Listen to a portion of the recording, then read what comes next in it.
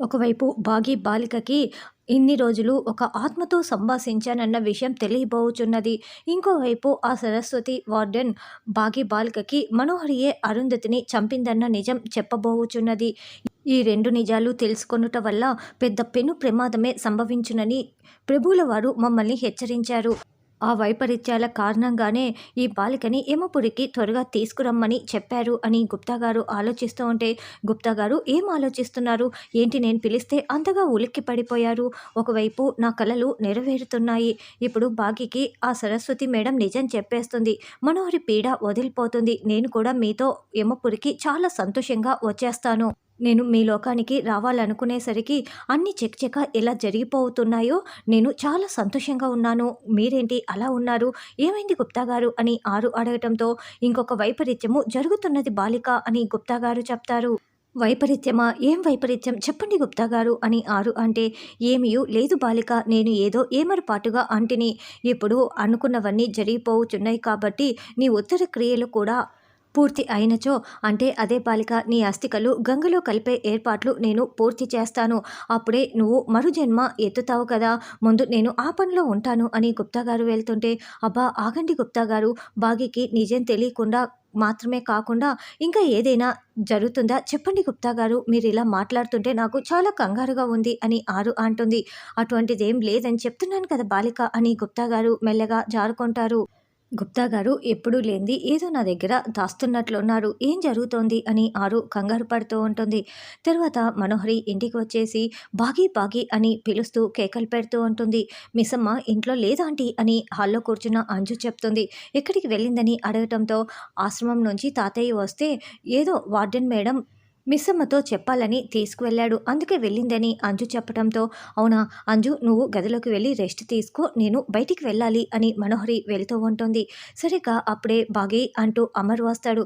అబ్బా ఈ అమర్ ఇప్పుడే రావాలా అని మనోహరి టెన్షన్ పడుతూ ఉంటుంది.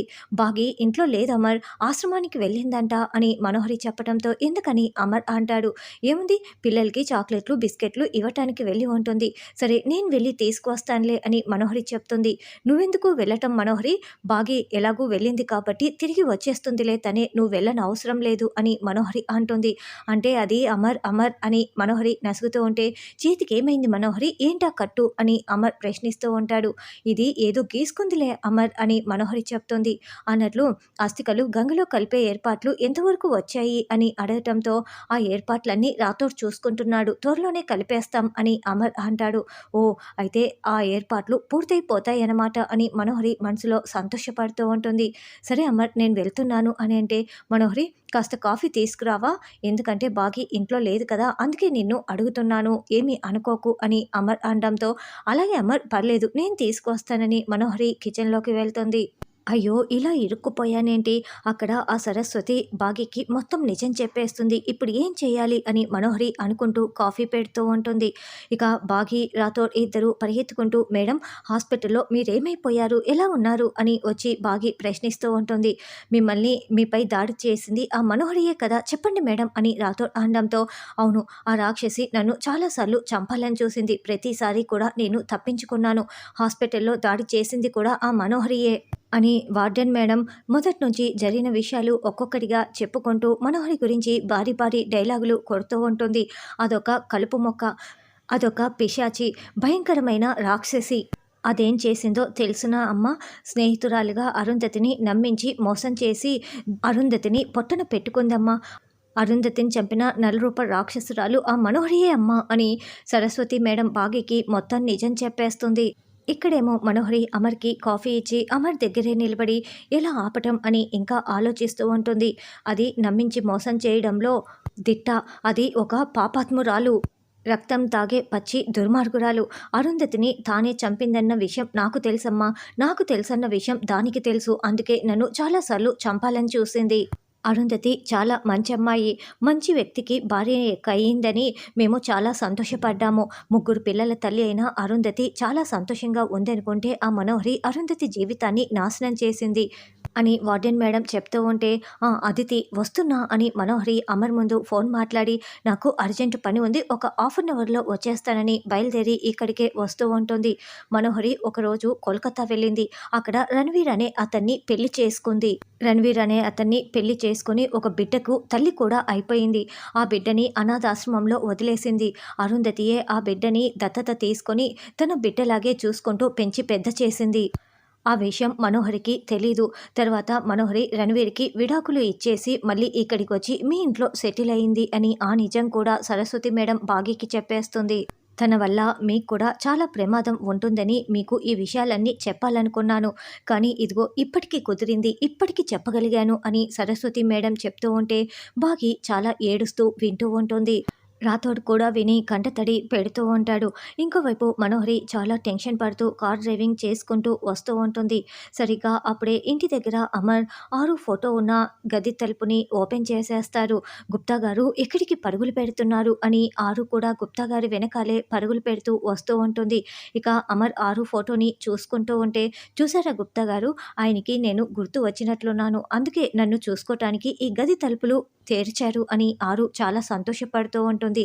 నువ్వు గుర్తుకు వచ్చి కాదు బాలిక, నీ సహోదరి నీ ఫోటో చూచుట కోసమే విధి ఇలా ఇతగాడి చేత తలుపులు తెరిపించింది అని గుప్తా గారు మనసులో అనుకుంటూ ఉంటారు. ఇక అమర్ ఆరు ఫోటోని తడుముతూ అక్కడ ఉన్న అస్థికల్ని చూసుకుంటూ, ఆరు, నేను నిన్ను చూడగానే ఇష్టపడ్డాను, నిన్ను పెళ్లి చేసుకున్నాను, నువ్వు ఉన్నంతకాలం నేను నీతో చాలా హ్యాపీగా జీవితం కొనసాగించాను, మనం జీవితాంతం అలాగే సంతోషంగా ఉందామనుకుంటే విధి మనల్ని వేరు చేసింది అని అమర్ చెప్తుంటే, మనల్ని వేరు చేసింది విధి కాదండి, ఆ మనోహరియే నన్ను చంపేసిందని ఆరు చెప్పుకుంటూ ఉంటుంది. నువ్వు నన్ను వదిలి వెళ్ళిపోయావు. నేను పిల్లల కోసం నువ్వు లేని జీవితాన్ని ఏదో అలా గడుపుతూ ఉన్నాను. కానీ బాగి నా జీవితంలోకి వచ్చింది. మా ఇద్దరిని ఒకటి చేసింది నువ్వేనని, పరోక్షంగా నువ్వేనని నాకు తెలుసు ఆరు. అందుకే బాగిని నేను నా జీవితంలోకి ఆహ్వానించాను. ఇప్పుడంతా నువ్వు కోరుకుంటున్నట్లే జరుగుతోందా ఆరు? భౌతికంగా నువ్వు నా పక్కన లేకున్నా ఆత్మగా నువ్వు నా పక్కనే ఉన్నావన్న విషయం నాకు తెలుసు. నువ్వు మళ్ళీ పుట్టాలి అరు. నువ్వు ఆత్మగా కాకుండా మళ్ళీ నిన్ను నేను మనిషిగా చూడాలనుకుంటున్నాను అని అమర్ చెప్తూ ఉంటాడు. నేను నిన్ను వదులుకోలేను ఆరు. నీ మంచితనం, ఆ నవ్వు అన్నీ కూడా నాకు మళ్ళీ కావాలి ఆరు. నాకు ఆ అవకాశం ఇవ్వు ఆరు. నువ్వు మళ్ళీ పుడతావని ఒక స్వామీజీ ఇంటికి వచ్చి చెప్పారు. అందుకోసం ఈ అస్థికల్ని నిమజ్జనం చేయమని కూడా చెప్పారు. అందుకే ఈ అస్థికల్ని నేను నిమజ్జనం చేయాలనుకుంటున్నాను.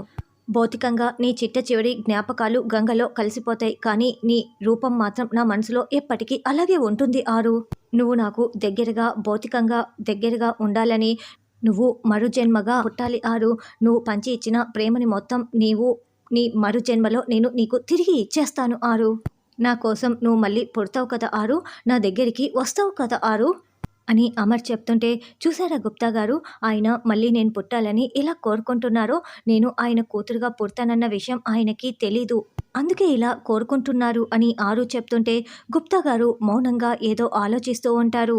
గుప్తా గారు అలా ఆలోచిస్తున్నారంటే ఆరు బాగి కడుపున కాకుండా ఆరు మరొకరి కడుపున కూతురుగా జన్మించనుందా, ఏదో వైపరీత్యం జరుగుతుందని చిత్రగుప్తుడికి యమధర్మరాజు చెప్పిన విషయం ఇదేనా అన్నది రానున్న ఎపిసోడ్లో తెలుసుకుందాం.